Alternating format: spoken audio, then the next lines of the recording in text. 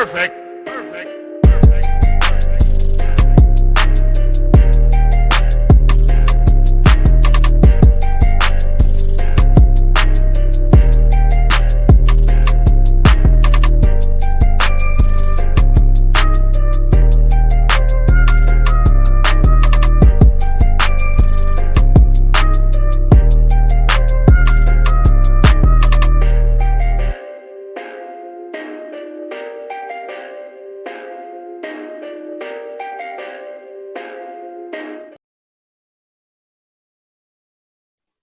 All right, everybody, what's going on? And welcome to another edition of SWAC Talk. Of course, this is a show we cover the SWAC inside and out.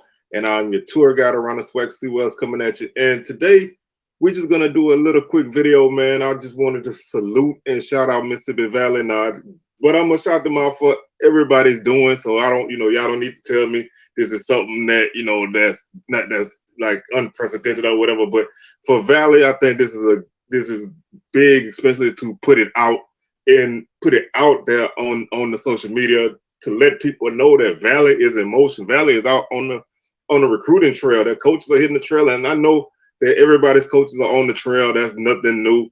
But to me, for Valley with a new coaching staff and trying to build energy, I think being able to put this out and letting people know what they're doing, I think that's huge. So we're gonna just talk about that a little bit. Not gonna take a lot of time, just gonna talk about it a little bit. But before we do that, make sure y'all hit those socials: Facebook and SWAC Talk, Instagram SWAC Talk, Twitter SWAC Talk 76. Make sure you subscribe to the channel if you haven't done so already. Like the video, share. Feel free to comment, man. Let me know, do you think that these moves are getting out there, especially across the South, is going to help Valley improve their program? Now, you're not going to see instantaneous results, but it's all about the relationships. It's all about setting up pipelines. It's all about putting your name out there, putting your faces out there, and getting out there and grinding, getting out of that Delta and getting out of just, getting JUCO guys and everything and starting to put yourself out there. So first and foremost, man, I want to shout out Coach Wyatt Anderson from Valley, man. He is very active on social media. You saw him mic'd up, and he's one of the guys I enjoy following from Valley. And, he was mainly the inspiration why I wanted to make this video, because he is in my hometown, right? He was in my hometown of Baton Rouge. And, I'm a BR guy. I got it on my arm 2 times. So I'm going to always shout out Baton Rouge. And anytime something comes through Baton Rouge, I'm going to put it out there in the atmosphere. Whether y'all like that or not, I'm always ride for my hometown. And I want to see hometown kids get opportunities everywhere. First and foremost, yes, I love to see my local kids go to Southern, but if they can go SWAC, anywhere, whatever, I want to see kids in my area get opportunities. So I want to run through the list of where these coaches are at, right? On their visits, and then I'm just gonna kind of touch on where I think it's important to be in Louisiana, because there's a lot of talent here. A lot of people may not realize that, but this is a talented state. Not on Texas, California, Florida, Georgia level, but it's in that second tier of high school talent. So starting with Coach Anderson, he is in Baton Rouge, and then he's in New Orleans, then he's hitting Little Rock, Arkansas. Coach Paul Holmes is in Nashville, Tennessee, then Biloxi, Mississippi. Eli Johnson, Monroe, and Shreveport, Louisiana. Nice hotbed area up there.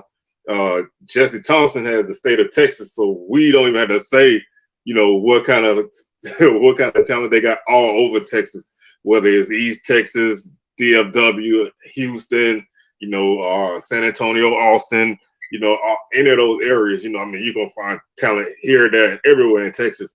Coach Jeremy Patterson is in Jackson, Mississippi. Then he's going to the A, Atlanta, Georgia, then Mobile, Alabama. There's a lot of talent in Mobile. Zane Samuel is in Birmingham and Tuscaloosa, and Amir Grant is in Memphis. Again, all areas of a lot of talent, all areas that are not really far out of Valley's footprint.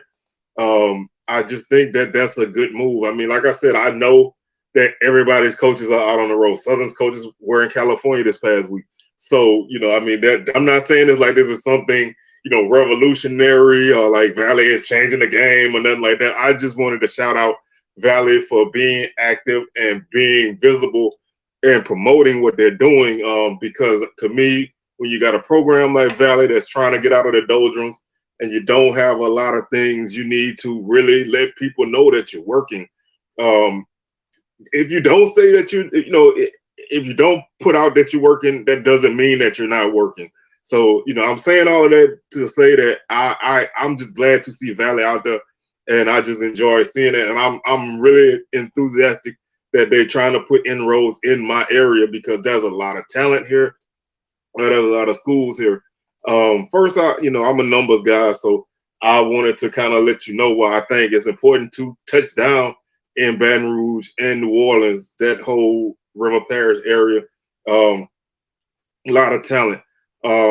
Louisiana football goes up to 5A. So in Baton Rouge, in the Baton Rouge metro area, I'm counting East Baton Rouge Parish, West Baton Rouge Parish, Ascension Parish, Livingston Parish. That's all, 25, 30-mile area.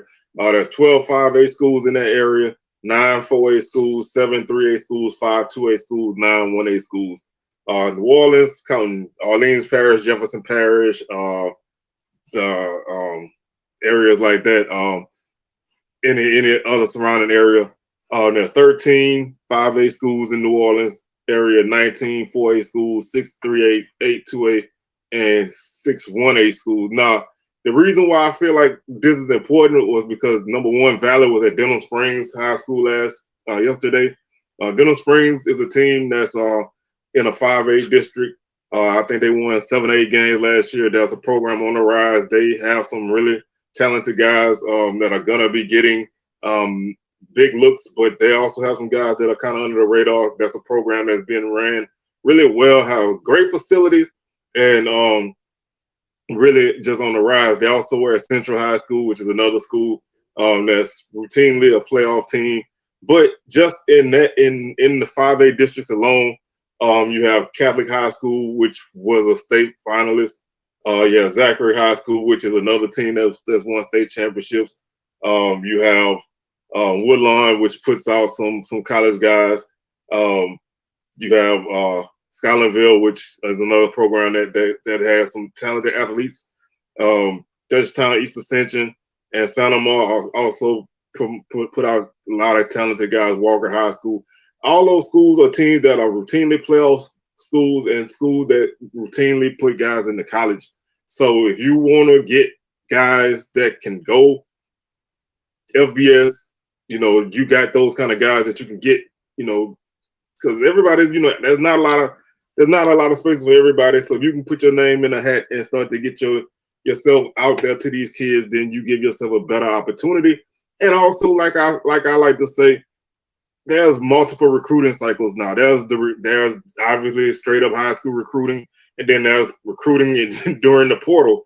So if you can build relationships with these guys and these coaches, and these kids go somewhere else and they're not happy or whatever, then you have an inroad with them once they hit the portal. You keep those back channels open. So you go and find those kind of schools. Just even if you look at some of the New Orleans 5A schools, you got Edna Carr, which is probably one of the best high school programs in the country, let alone the state of Louisiana. You got Brother Martin, who's a very successful program, Rummel, John Curtis, St. Augustine. Those are programs that are routinely gonna put out guys. And if you can build programs with, build inroads with those kind of programs, you also have, you have your opportunities. You got schools like Ruston up in North Louisiana, West Monroe. Captain Shreve has put a lot of guys in college football. They built a nice little pipeline to Southern. So if you can build a pipeline from a school like that, Natchitoches Central, Parkway, all those kind of schools really put out a lot of talent. So being able to get out there on the road and get in those schools and build those pipelines, I think is very important. And I just love the energy of Valley's program right now. What that's going to translate to on the field, we don't know, but they are active. They are working. This staff is young. the energetic Coach Wade. You know, he's the forerunner of all of this, and I just like what they're doing in in all aspects right now. You know, they're taking advantage of social media. You know, they're putting out content. They're out there working. They're responsive, and they communicate. So they know how to get. They are at that first step, and they're doing a great job on that first step. And whether Valley is a tough job.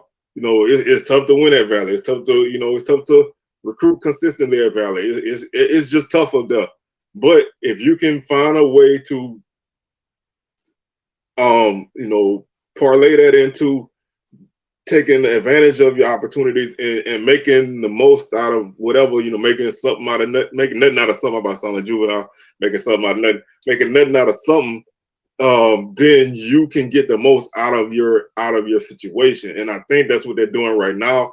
And that's gonna lead to more people paying attention to what Valley is doing, and that's gonna start to lead to some results. Now, like I said, on-field results are always gonna be hit or miss. You never know. Right now you don't have a lot of depth, and you don't really have a lot of guys that are difference makers.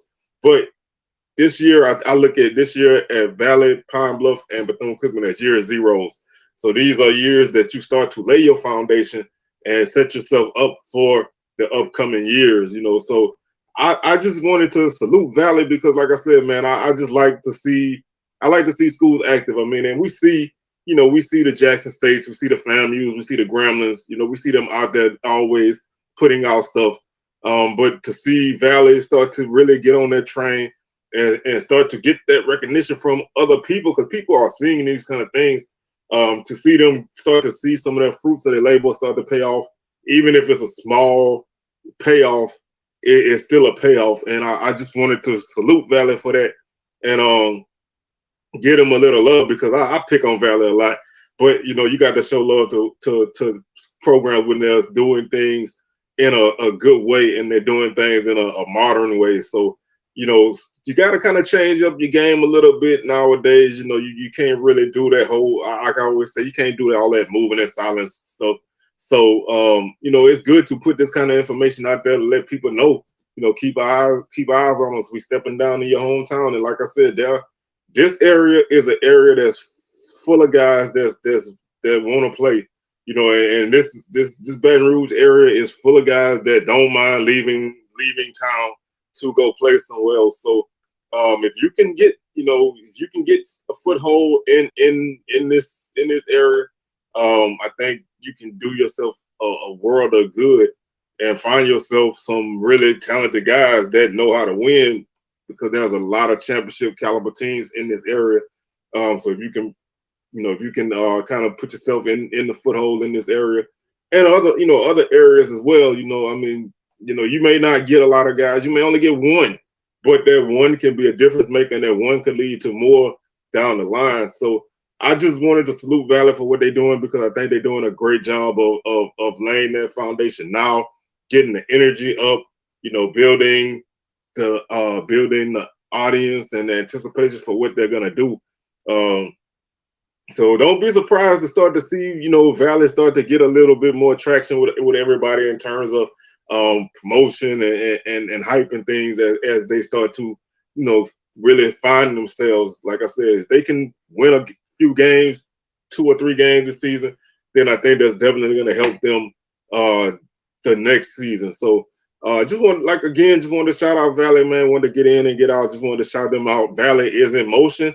The Devil's gun is always firing, and they're definitely firing it up right now. And we'll see what they do in the future. So salute Valley. Salute Coach Wade and his staff. Salute their social media staff. Salute to the university, man. They've been working hard to make the most out of what they have. So just want to show Valley a little love. And I'm going to catch y'all on another edition of SWAC Talk, which is the show we cover the SWAC inside. And now I'm your tour guide around the SWAC Seawells. Signing up out of here, man. And I'm going to catch y'all on another edition of SWAC Talk. SWAC Smoke Thursday, 6 p.m. Central live. Oh, my God. 6 p.m. Central, 7 p.m. Eastern. We'll catch y'all in. So we'll holler at y'all on the rebound. Peace.